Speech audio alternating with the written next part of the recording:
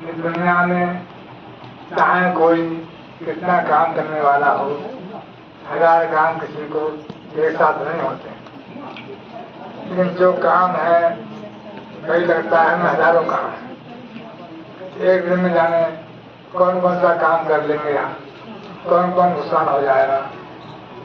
तो मैं एक बात आज आपसे कह दूं, आज त्योहार का दिन है, हमें भी मालूम है कि आज का आना बड़ा कठिन है, लेकिन एक बात समझ लो, जो चीज जितनी महंगी मिलती है उसकी वैल्यू उतनी अधिक होती है।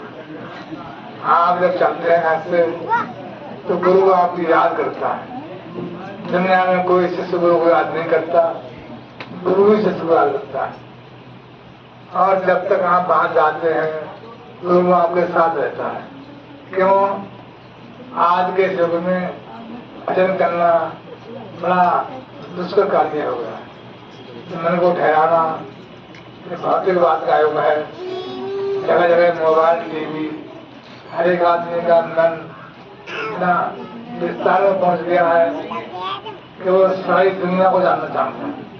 दुनिया को हम जानते हैं, फैले हुए मन को कोई कैसे करके इकट्ठा करे, मन इकट्ठा हो, मन ठहरे तो आगे भजन की बात शुरुआत हो। इसलिए महात्माओं ने कृपा करके सत्संग का सुलभ रास्ता बनाया है। इससे वही काम बनता है जो भजन से बनता है। दूसरी बात, संसार के सारे काम भले बने ना बने, लेकिन सत्संग आने से कोई काम बिगड़ता नहीं। मुझे मालूम है, मैंने कई बार पहले भी कहा, एक बार मेरे पिताजी बहुत बीमार थे। ये बात 83 की है, फरवरी का महीना था। उन दिनों समझ बहुत कम होती थी, तो हमारे यहाँ एक ट्राली लेके आगे मेहमान एक रामनगर से, और किराया था 15 रुपया जाने आने का। कोई जाने को तैयार नहीं हुआ। 10-12 लोग आए यहाँ, तो पिताजी का मेरे हाल बड़ा खराब था, लगता था वो आज चले ही जाए। ऐसी हाल में उन्हें छोड़ के जाना ठीक नहीं होता, तो मैंने कहा मैं तो जाऊंगा नहीं। मेरे सब लोग लौटने लगे वापस, तो मेरे मन में ख्याल आया कि मेरे न जाने से इतने सब लोग सत्संग से वंचित रह जाएंगे। चलते हैं, जो होगा देखा जाएगा। मैंने आंख बंद की, उनके पैर छुए और मैं चला गया। उनका हाल बड़ा खराब था। उन दिनों कहीं फोन वगैरह नहीं थे। मैं आश्रम में गया, भीड़ भाड़ बहुत नहीं थी। मैंने कहा, स्वामी पिताजी का ऐसा हाल है, आप बता दें कैसे है, ठीक है। चले गए। अरे बोले टेंशन, जब आश्रम में आ गए हो तो परमात्मा की याद रहा हो, सारी बात छोड़। 2-3 दिन बाहर लेके काटे, लेकिन याद आपकी बनी रही। एक दिन की बात है, 6 तारीख की शाम का समय था। स्वामी जी ने सबको 4-4 पूड़ी दी और सबको हलवा दिया। बोले भाई यही प्रसाद है, खाते रहो जाते रहो, अब लंगर आगे नहीं, सबसे आगे नहीं। उतना ही सामान था, सबको स्वामी ने हलवा दिया, पूड़ी दी, सब चले आए। बात तो बहुत लंबी चौड़ी है। हम घर आ रहे थे, रास्ते में उन दिनों भीड़ भाड़ सड़कों पर नहीं हुआ करती थी, तो जगह जगह रोक के पुलिस वाले तो वाहन रात में निकाला करते थे। हम सोचे थे लंबा रास्ता है, हरदोई से आगे, रात हो गई वहीं पर, कैसे जाएंगे, बड़ा जंगल पड़ता है, और साथ में कई बहनें थी, 3-4 भाई लोग। 2 लोग आए अचानक जंगल में, उन्होंने ट्राली को हाथ लिया, पूछा ही नहीं, ट्राली पर बैठ गए। हमने मन में ख्याल किया लोग लूटने में ऐसा एरिया है, तो बोले ही नहीं। ये बैठे बैठे बरेली आ गए तो उतरे वहां, वो पुलिस के लोग थे। हम घर पे आए, कोहरा छाया हुआ था, माह का महीना था, बहुत ठंड पड़ रही। तो पहले वो गन्ना के कोलू बैल से चलते थे, कोलू था स्कूल के सामने, कोलू चल रहा था, तो वो ठंडा रस पी रहे थे।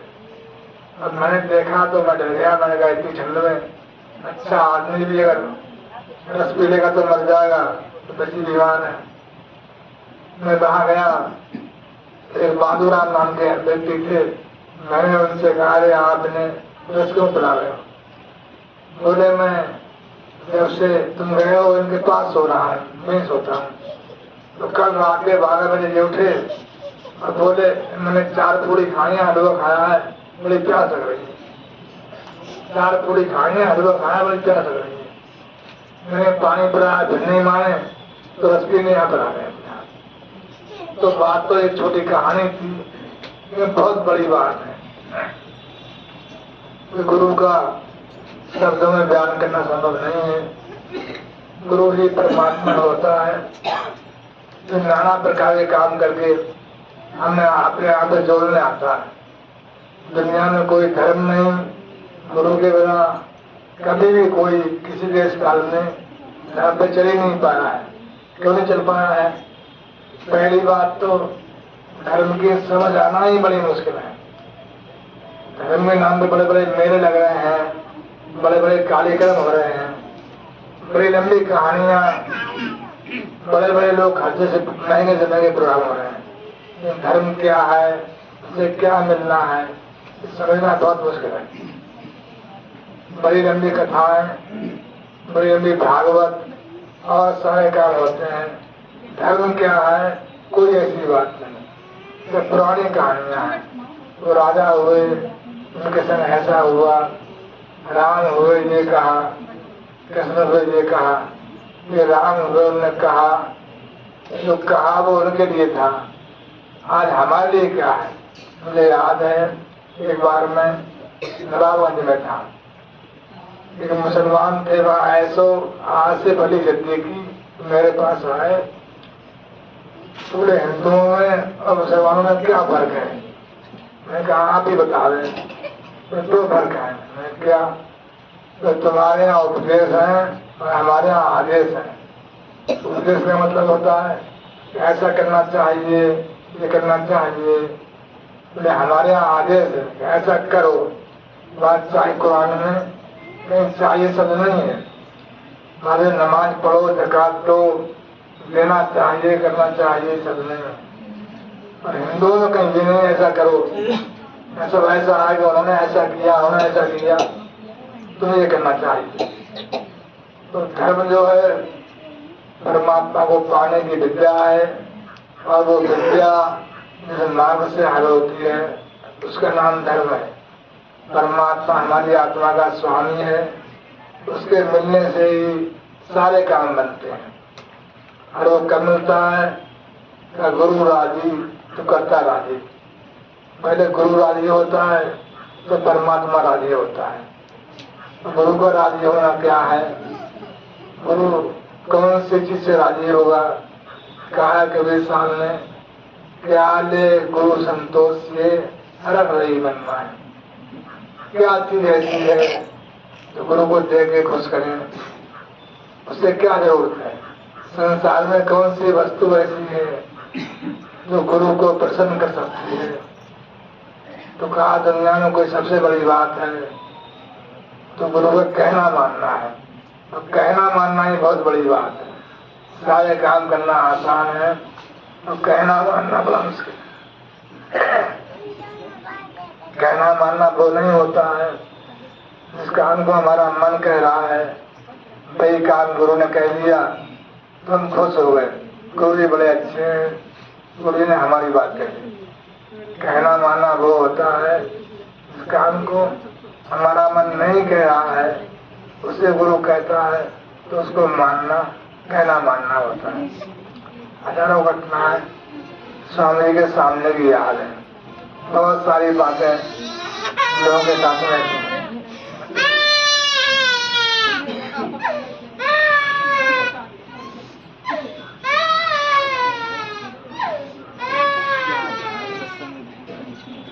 धर्म या परमात्मा को लोगों ने अपने अपने स्केल से नापा है। एक बार एक आदमी दूध बेच रहा था, बहुत बूढ़ा आदमी था, कपड़े उसके बड़े पुराने थे और बड़े गंदे थे। एक आदमी ने कहा अरे बाबा ये कपड़े बदल लेते। तुम्हारे कपड़े बहुत पुराने हैं। बोला कपड़े तो हम कभी सिलवाए ही नहीं है, हमारा रिवाज ये है कि पुराने कपड़े ही पहनते हैं, बाप दादे कपड़े पहनते हैं, कोई बनवाता नहीं है कपड़ा। तो आदमी बोला तुम अपने दादे कपड़े पहन रहे हो, अगर बनवाओगे नहीं तो तुम्हारे नाते क्या पहनेंगे, कपड़े बनवा लो। तो इतना सीधा आदमी था, बोला कपड़े कहाँ बनते हैं, कैसे बनते हैं। थोड़ा जाओ दुकान पे कपड़े वाले की, वहां से 5 मीटर कपड़ा ले आओ और सामने गलती है उसके पास चले जाओ। अब वो गया अपना डिब्बा लेकर के वहाँ बाजार के पास में और बोला 5 मीटर कपड़ा नाप दो। उसने वो लोहा का नाप था, उसे नाप दिया, कपड़ा 5 मीटर वो ले जा। वो नप गया, बोले हाँ नप गया। वो नप कैसे गया, नाप तो हमारे पास है, नाप तो हमारे पास है। तुम्हारे पास है, हमने नाप दिया। बोले हम कैसे हमारे नाप दिया, नाप तो हमारे पास है। उसे वो डिब्बा निकाला, नापने वाला सामने रख दिया, बोले इससे नापो। तो बोला अरे भाई ये कपड़ा नापने का नहीं है। भाई नापने का नहीं है, इससे हम हजारों बार नाप चुके हैं, हम हमारे बाप दादे से नाप चले जा रहे हैं, और नहीं नापोगे तो हम लेंगे भी नहीं, तुम्हारा नाप नहीं पाएंगे। तो बात यह है कि हमारा नाप ये डिब्बा है, हम इससे लेटने से देते हैं, यही नाप है हमारा। दुनिया में परमात्मा एक है, उसको नापने का सबको अपना अपना तरीका है, सबकी नाप अलग अलग है।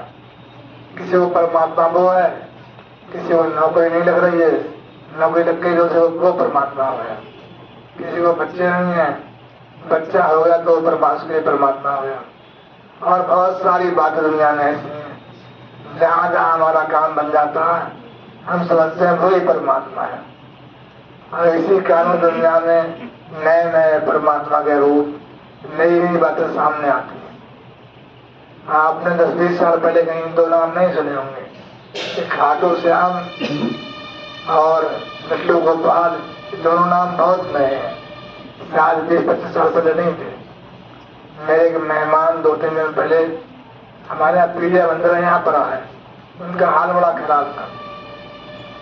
आए देखा पंडित जी ने, कहा ठीक हो जाओगे। तो बोले खाटू श्याम जा रहे हैं। मैंने क्या बात है, बोले जो कहीं सही नहीं हो तो खाटू श्याम ठीक हो जाता है। और यहाँ से खाटू श्याम गए हैं, पता नहीं क्या हुआ क्या नहीं हुआ। इस बातें मैं क्यों कह रहा हूँ, ये वास्तव में ऐसा कहीं कुछ भी नहीं है। जितने तीज त्योहार जो कहानियां आप सुन रहे हैं, मान रहे हैं, कहीं कोई इसका जिक्र नहीं है, न कोई सच्चाई है। समय के हिसाब से जिस रास्ते पे आपको चलाना होगा, लोगों ने पैसे की बातें लिख ली हैं, पैसे की बातें समझा दी हैं। लिख आती है हमारे यहाँ खाटू श्याम कहानी कि वो भीम के नाती थे, भीम के नाती बड़बड़े। हालांकि महाभारत में जिक्र इसका नहीं है, मैंने महाभारत पढ़ी भी थोड़ी बहुत, बाद में कहानी जोड़ दी कि भीम के पुत्र घटोत्कच करके बैठे थे। अब कहानी समझो आप, पांडवों को 12 वर्ष का वनवास हुआ और 13वें वर्ष में युद्ध शुरू हो गया। तो भीम की शादी हुई, कितना बड़ा लड़का उनका हो गया, कितना बड़ा नाती हो गया, तो लड़ाई लड़ने को तैयार हो गया। कहानी है कृष्ण जी जा रहे थे और एक धनुष लिए खड़ा था, हाँ वो था आदमी। तो तुम कहाँ जा रहे हो, बोले मैं लड़ने जा रहा हूँ। कि लड़ने क्यों जा रहा है, किससे? तो कौरवों पांडवों का युद्ध होगा और जो हारेगा मैं उसकी ओर से लड़ूंगा, जो हार रहा होगा। अब कृष्ण ने मन में सोचा कि हारना तो कौरवों को है, क्योंकि मैंने पहले से ही तय कर रखा है कि जीत पांडवों की होगी, ये कौरवों से लड़ेगा। तो बहुत लंबी कहानी है उसमें। तो उसका सिर बांध लिया उन्होंने और कह दिया जाओ तुम्हारी कलयुग में खाटू श्याम के नाम से पूजा होगी। सारी कहानियां जोड़ के गांठ के, वैसे तो हमारा पूरे का पूरा धर्म जोड़ गाड़ के बुलाया गया है। ऐसी कहीं कोई बात नहीं है।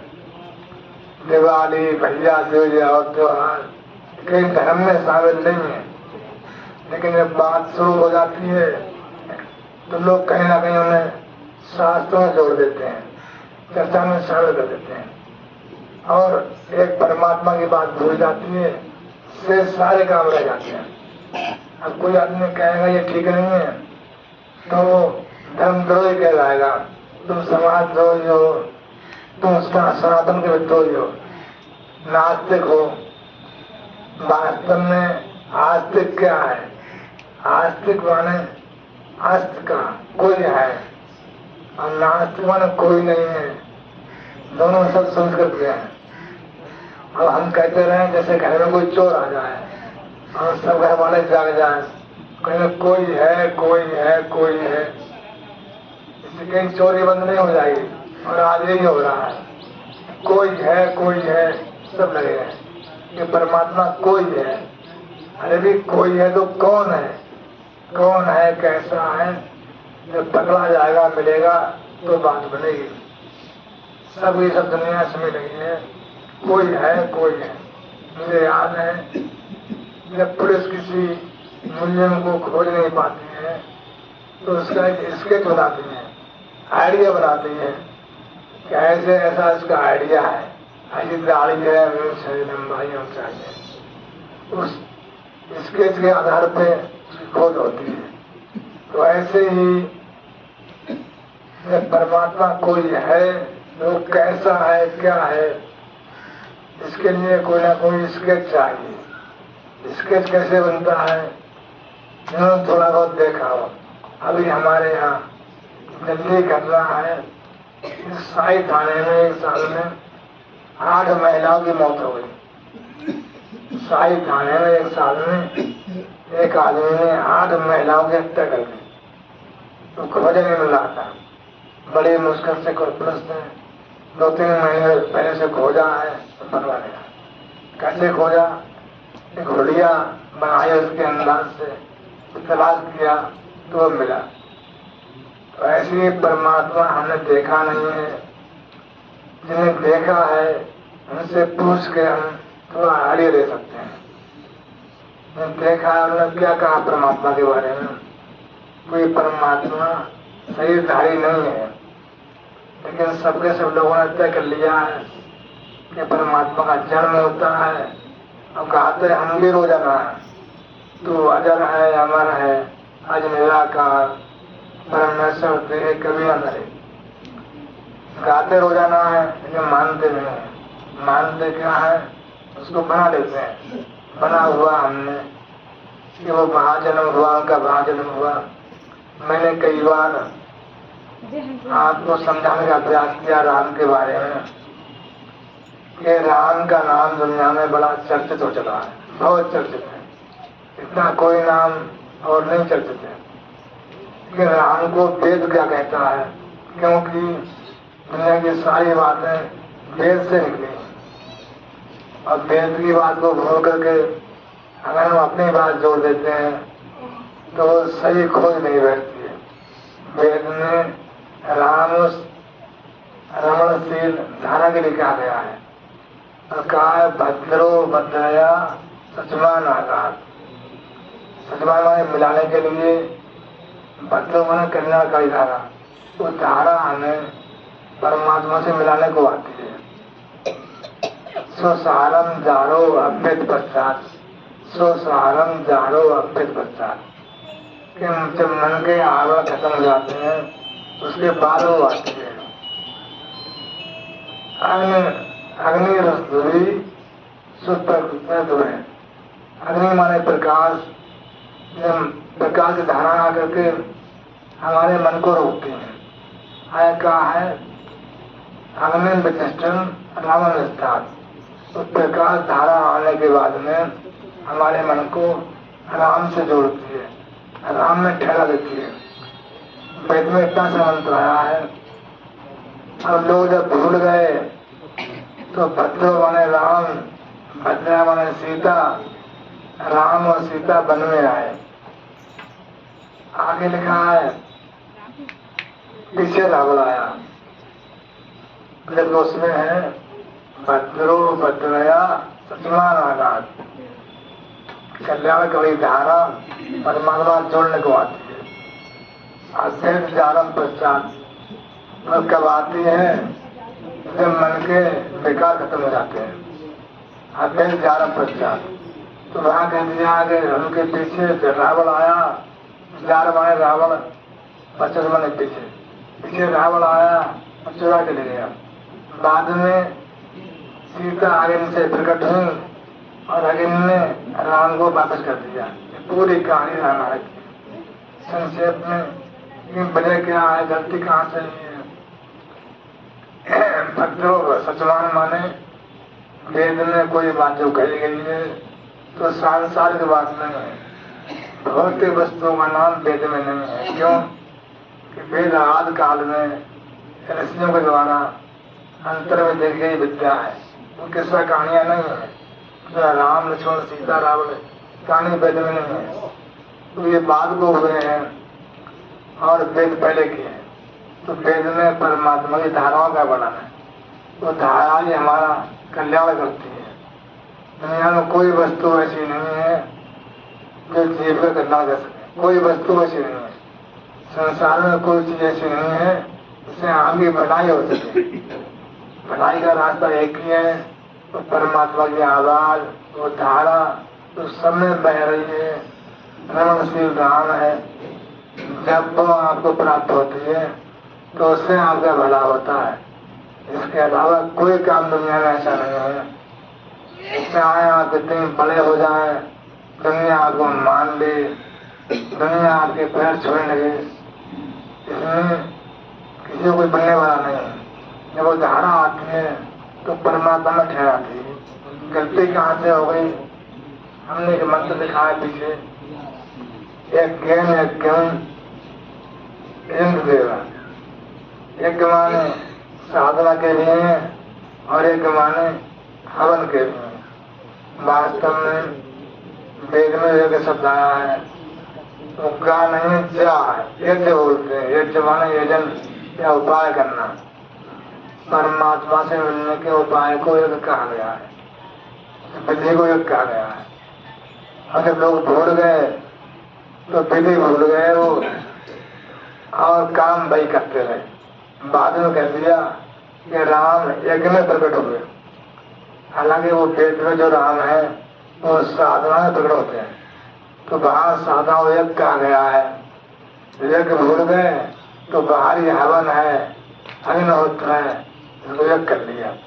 अब बड़ी कहानी कोई रामायण में लिखी हुई है, कोई संतान नहीं थी दशरथ के, वो गुरु के पास में गए। गुरु से पहले उन्होंने उनके मंत्री थे सुमंत, उनसे कहा, बोले हाँ। गुरु ने कहा यज्ञ करो, तो सुमंत बोले कि हाँ मुझे मालूम है, ये कहानी मैंने सुनी है कि पहले एक राजा थे, उनके यहाँ कोई बारिश नहीं हो रही थी, उनका नाम था राजा रोमपाल। तो किसी ने कहा कि श्रृंगी ऋषि को बुला के लाओगे तो देश में सुकाल होगा, बारिश होगी।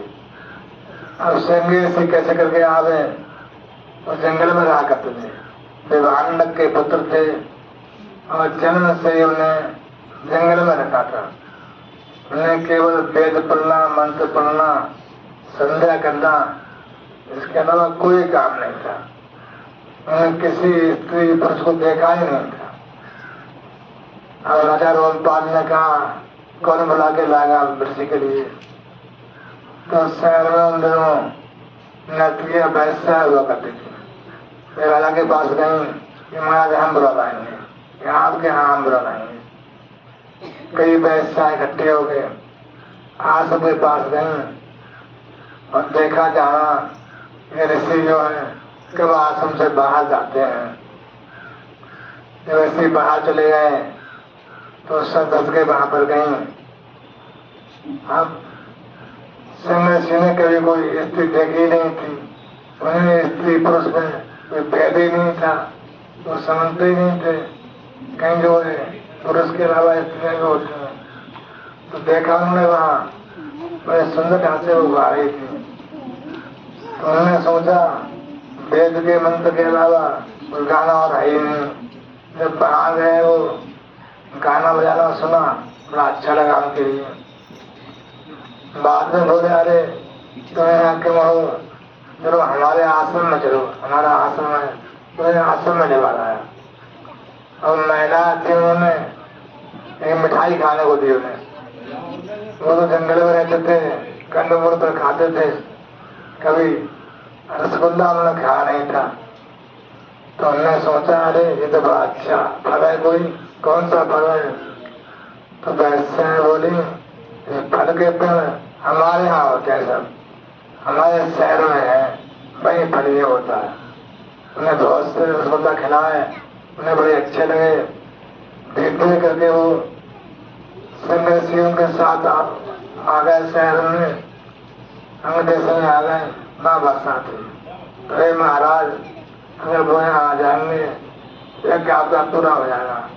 ये करने को आया है, वो बड़ी लंबी कहानी है, बहुत बड़ी कहानी, तमाम रामायण लिखी है।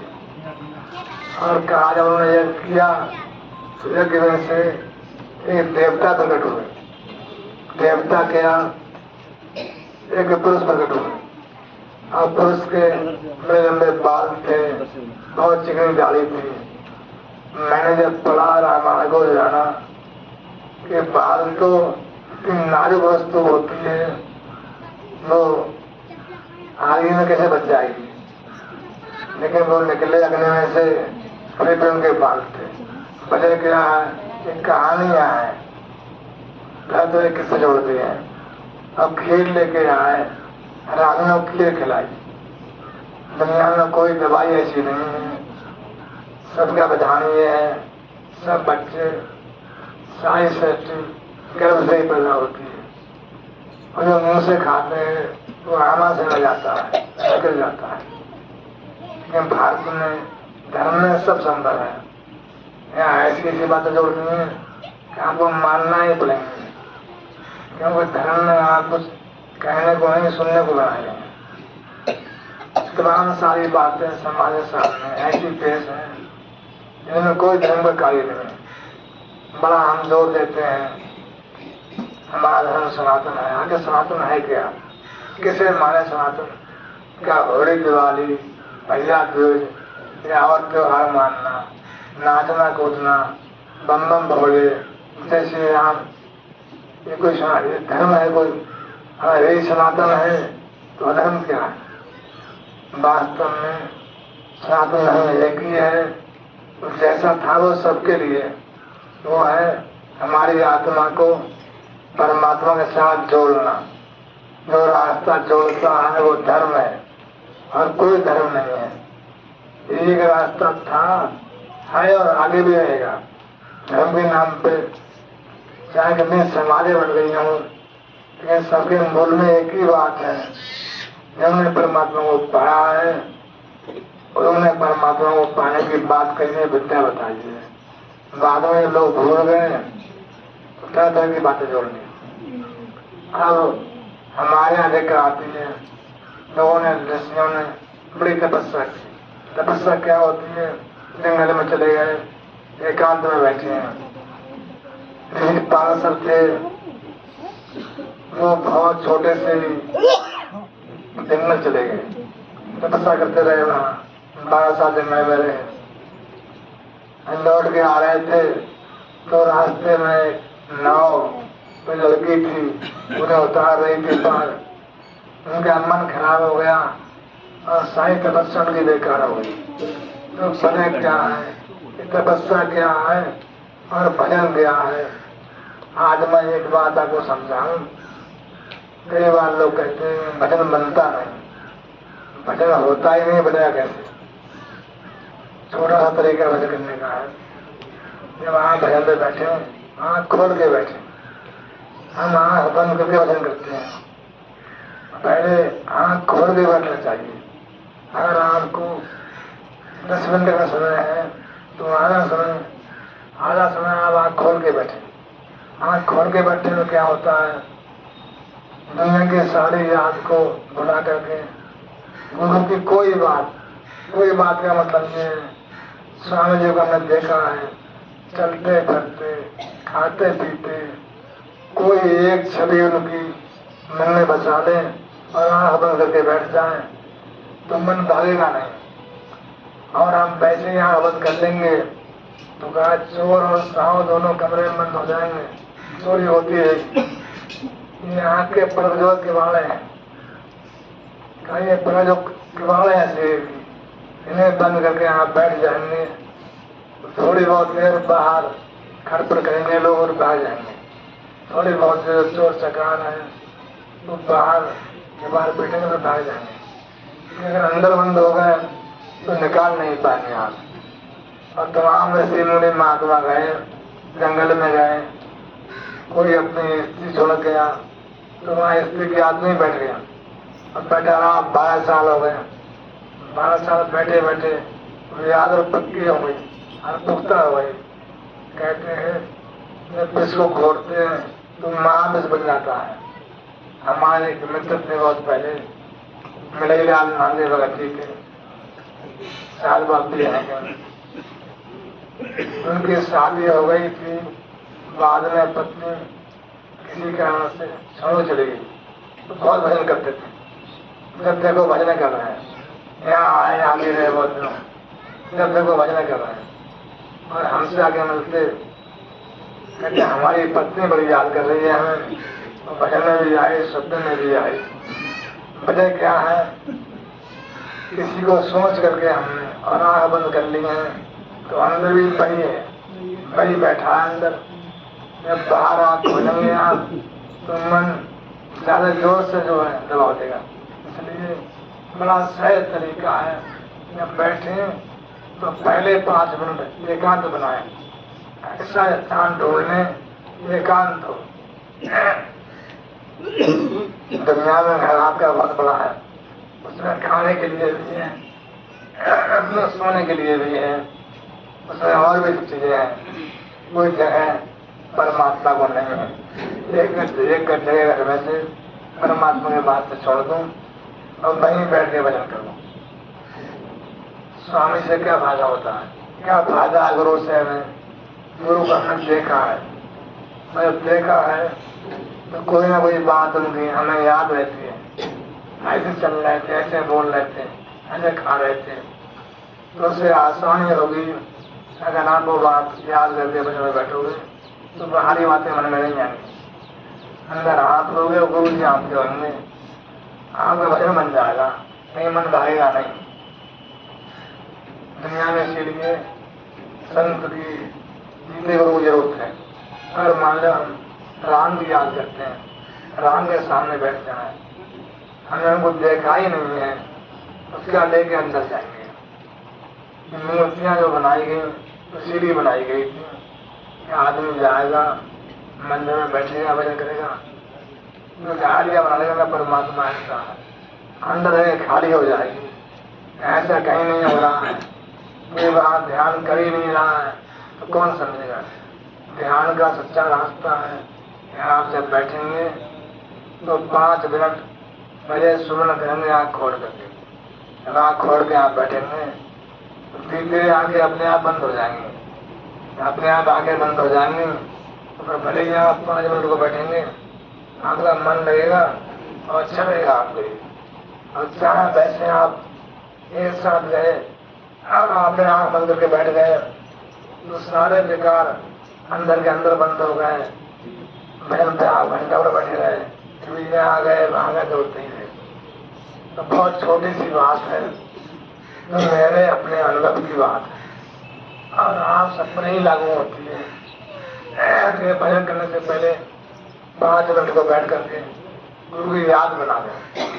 और याद क्या होती है?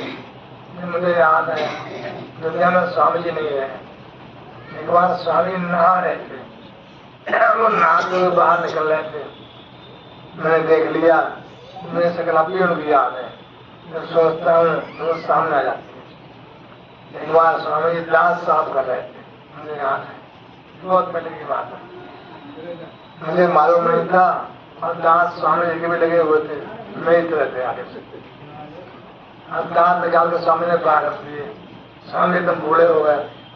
अब मैंने देखा तो अच्छा हो गया। मैंने क्या हो गया स्वामी जी के लिए, बाद में मालूम पड़ा तो कोई ना कोई छवि गुरु की जो है, चाहे उन्होंने हमें छू दिया हो, हमसे बात कर ली हो, हमने देख लिया हो, तो बड़ा फायदा इससे होता है। जीवित संत को देख करके उसकी याद बना करके हम बैठते हैं तो सारी बातें बाहर हो जाती हैं, गुरु अंदर हो जाता है। और वैसे आप बैठेंगे तो गुरु बाहर रह जाएगा और सारी बातें अंदर हो जाएंगी, उनसे आपकी लड़ाई होती रहेगी। ये बड़ा छोटी सी बात है। आज से आप पहले भजन पर बैठेंगे तो पहले 5 मिनट आँख खोल के बैठेंगे, इस काम करके देखना और आपको अंदर ध्यान लग जाएगा। ध्यान लग जाएगा तो आपको अच्छा लगने लगेगा। ये बड़ी खोज की बात है। महात्माओं ने बड़ी खोज कर बात की है। गुरु का ध्यान कर पा रहे। गुरु का ध्यान क्या है, इसको हमने देखा है। कोई बात स्वामी जीवन में याद है हमें, वो सोच के बैठे। नहीं याद है तो कम से कम बहुत पूछते हैं स्वामी जी के, थोड़े पढ़ लें, वैसा माहौल बना लें। जैसे गाड़ी को मोड़ना है आपके लिए तो मोड़ने से पहले उसकी रफ्तार को कम करना पड़ेगा। और तेज रफ्तार मोड़ देंगे, गाड़ी मुड़ेगी नहीं, गिर जाएगी। वैसे मन को मोड़ना है और दौड़ते हुए मन को आप मोड़ेंगे तो मुड़ेगा नहीं, गिर जाएगा, क्या देगा। ये पहले इसकी रफ्तार थोड़ा कम करें, गुरु की याद बुलावे, उसके बाद बहन पे बैठे, ध्यान लग जाएगा आपको। तो सत्संग और भजन 2 चीजें जीवन में ऐसी हैं हमारे काम आने वाली है। काम क्या आने वाली है, संसार की सारी बातें, चाहे कोई हो, हमने कोई अंदर काम कर रहे हैं। और आज तो ऐसा समय आ गया है, सब लोग बड़े परेशान हैं और कल को जो समय आएगा परेशानी और बढ़ेंगी।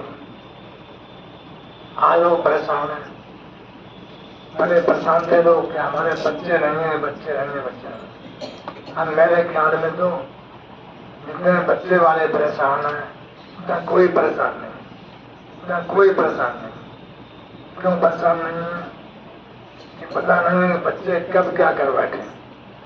डर लगता है बच्चों से, बच्चे कब क्या कर बैठे, कहाँ चले जाएं, क्या करते हैं। हो सकता है बुढ़ापे में नहीं हमारी बेइज्जती न करवाए। और आगे आने वाला समय आएगा उसमें ये रास्ते खत्म होते जा रहे हैं, रास्ते होंगे ही नहीं, बातें नहीं रहेंगी। भले ही आपको अजीब लग रहा है, ये वास्तव में ऐसा ही है। काफी सालों पहले एक बड़ा आदमी होता था, वो सारे गांव का बाप था, उससे सब डरते थे, बच्चे डरते थे क्या किसी के बाप हैं। आज बच्चे अपने बाप से डरते हैं, डर ही नहीं रहा है। और आगे हम आने वाला समय आएगा, ये बातें रहेंगी। क्यों? आगे बहुत विस्तार में चला गया, बहुत दूर दूर चले गए, तो दुनिया में फैल गया है मन, इकट्ठा कैसे होगा, बड़ा मुश्किल कहानी है। बड़ी मुश्किल से याद बनाने को स्वामी जी ये मौका मिला है। मौका इसलिए मिला दुनिया में, कोई काम ऐसा ही नहीं जो आपका अपना हो, कोई काम आपका अपना नहीं। बहुत सारे काम करके देख लीजिए, पैसा लोगों ने बहुत कमाया, कमाने के बाद परिणाम क्या हुआ, एक बिगाड़ने वाला हो जाता है और सबको बिगाड़ देता है।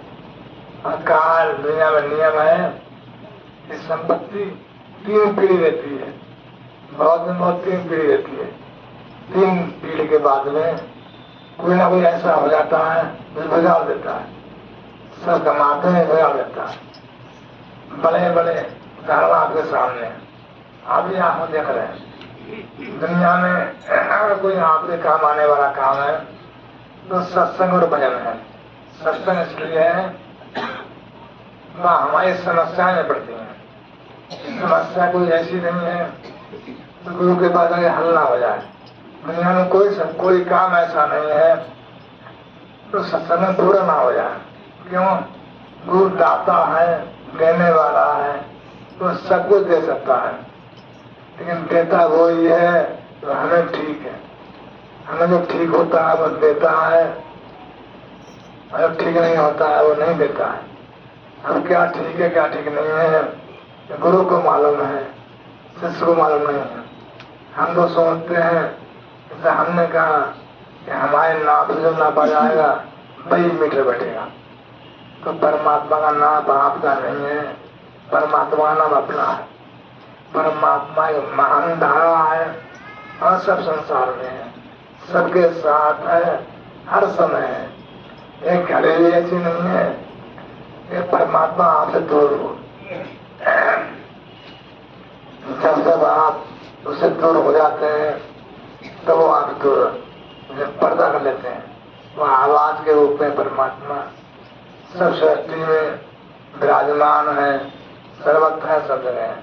और समस्त का मतलब यह है वो धारा के द्वारा ये परमात्मा सारे कार्य करता है। वो धारा परमात्मा के हाथ है, भुजाएं हैं, उनसे सारे काम करता है। क्या काम करता है? स्वामी ने कहा तो हमें रोकता भी है। कहा है वज्रनाथ, वज्र कहते हैं तेज आवाज के लिए, और वज्र कहते हैं इंद्र के हाथ में वज्र होता है। बड़ी कहानी हमारे यहाँ है कि ऐसा असुर हुआ। पहली बात तो हमारा पूरा हिंदू समाज ही सुर और असुर में बटा हुआ है।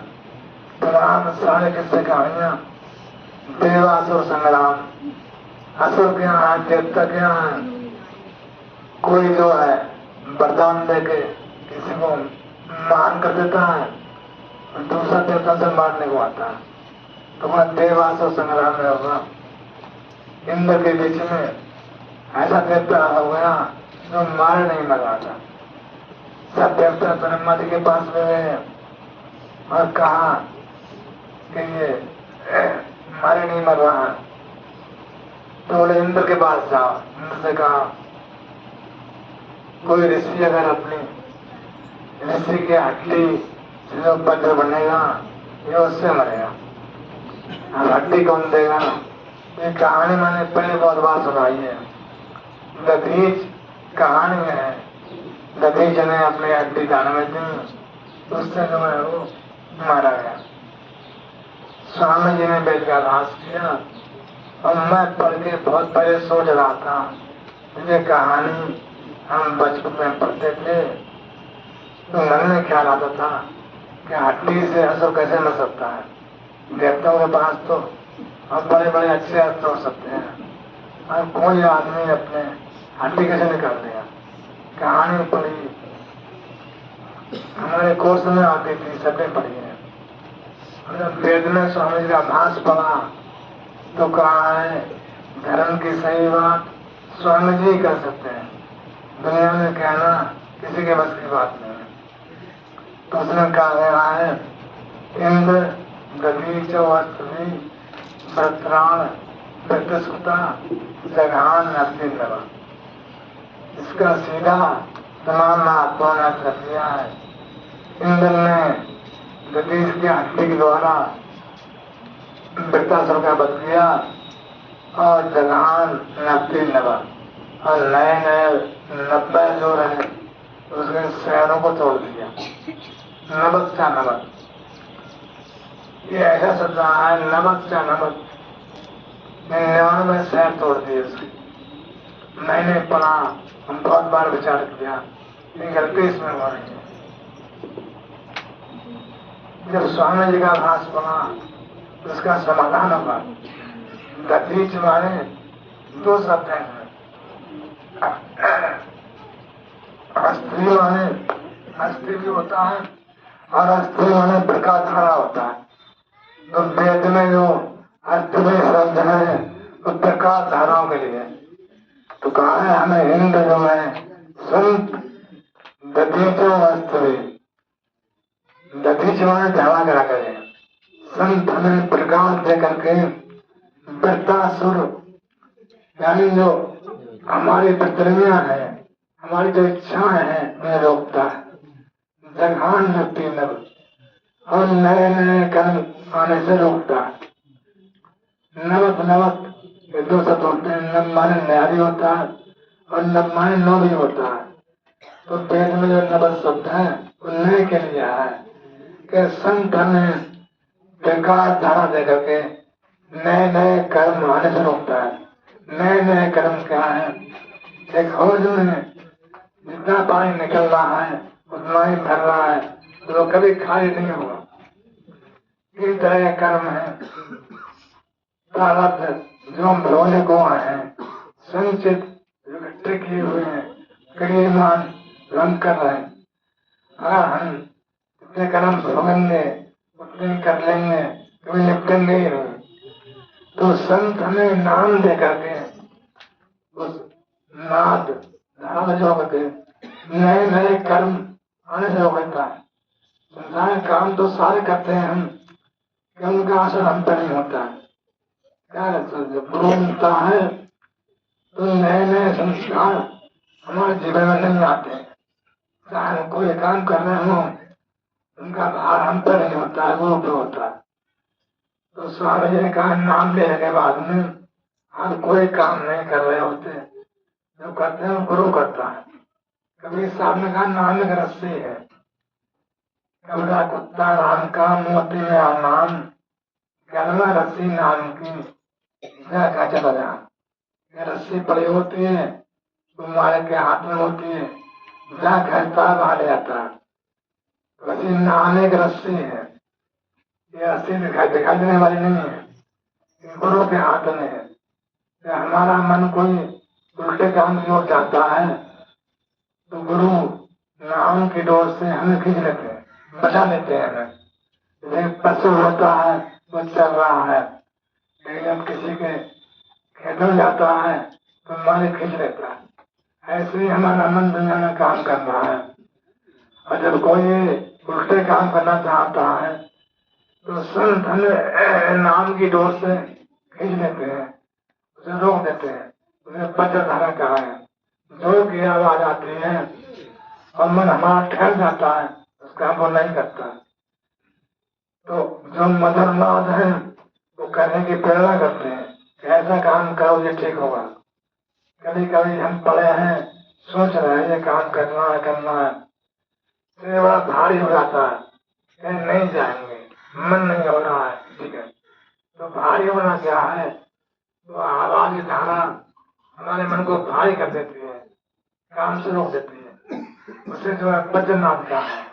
ऐसे ही एक धारा होती है मदननाद, किसी काम को करने के लिए जाओ वहां चले जाओ, उठो चल पड़ो, ये मदननाद का है। तो संत हमें नाम से जोड़ करके प्रकाश धारा दे करके हमारे मन के बंधन काटता है, और नाद धारा दे करके हमें बुरे काम से रोकता है।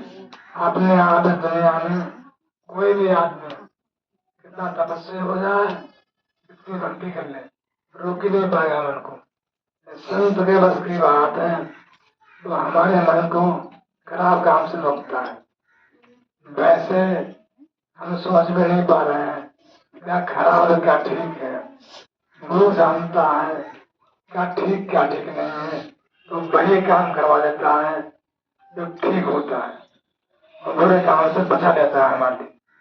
तो बड़ी भारी बरकत है ये संसार में जीवित गुरु के पास रहने की, बड़ी भारी बरकत है। शायद हम भूल जाते हैं, ये बरकत बनना बड़ा मुश्किल, बड़े भाग की बात। भाग इसलिए कहा दुनिया में कि बहुत बड़ा भाग होता है तो संतों का सामर्थ्य मिलता है। भाग इसलिए है दुनिया जहाँ तहाँ भारी भारी बढ़ रही है, संत का बनना बड़ा मुश्किल काम है। कई बार कहा गुरु को हम नहीं छोड़ते, गुरु हमें छोड़ता है। गुरु नहीं सबको ढूंढा है, सबको ढूंढ के स्वामी जी लाए, उन्होंने जोड़ा और आज भी जोड़े हुए हैं। वो नाम आपके अंदर है, जब जब समय मिले वो नाम का जाप करके अपने मन को ठहरा करके अंदर आ रही आवाज को सुने, वो आवाज आएगी, एक दिन नशा हो जाएगा। नशा माने हुए सोन कहा है, वो नशा आपको दुनिया की सारी याद बुला देगा, कोई याद कोई दुख आपको नहीं रहेगा। जिस नशे में आदमी सब भूल जाता है, वैसे वो सोम धारा है, दुनिया के सारे दुख को भुला देती है। तो सोम धारा आपके अंदर है, वह आवाज के बाद आती है। आवाज के बाद का मतलब है लगातार एक आवाज का सुनाई देना, वह सोम धारा होती है। तो हमेशा हमारे मन को अपनी ओर खींचे रहती है। कोई काम हमारे मन की बत्तियां सब शांत हो जाती है। वैसे कोई उपाय दुनिया में मन को बस में करने का नहीं है। बड़े बड़े महात्मा है, बड़ी बड़ी भक्ति की गला दिया अपने आप के लिए, लेकिन मन ने कहीं का नहीं रखा है। तमाम ऋषि मुनियों की कहानियां हमारे यहाँ पढ़ी पढ़ाई जाती है, हमें बना वह क्या है, बिना गुरु के इसको उपाय मन का नहीं। नाम वो धारा है जो हमारे अंतर में बह रही है, वो गंगा है, नाम गंगा है, उसमें नहाने से पापों से मुक्ति मिलती है। गंगा बाहर की गंगा जो है इस शरीर को साफ करने के लिए, आत्मा को साफ करने के लिए वो गंगा नाम की है। वो शब्द आपके अंदर हो रहा है, उस शब्द को आप सुनेंगे तो आप जानेंगे। संसार के सारे काम अपने आप जिनके लिए हम बड़े परेशान हो रहे हैं, ये कैसे होगा वो कैसे होगा, ये अपने आप हो जाते हैं। पर एक सत्संग में आने का 100 काम बनते हैं। मैंने कहा 1000 काम छोड़ के सत्संग में आओ। 1000 काम कोई नहीं करता है, एक आध काम नहीं करते हैं। सत्संग में आप आएंगे तो कोई काम खराब नहीं होगा। कभी कोई काम खराब इसका हुआ भी नहीं है और होगा भी नहीं। बोलिए स्वामी जी महाराज। काफी दिन से मेरा स्वास्थ्य खराब है, बड़ी दिक्कत होती है मुझे बोलने में, बैठने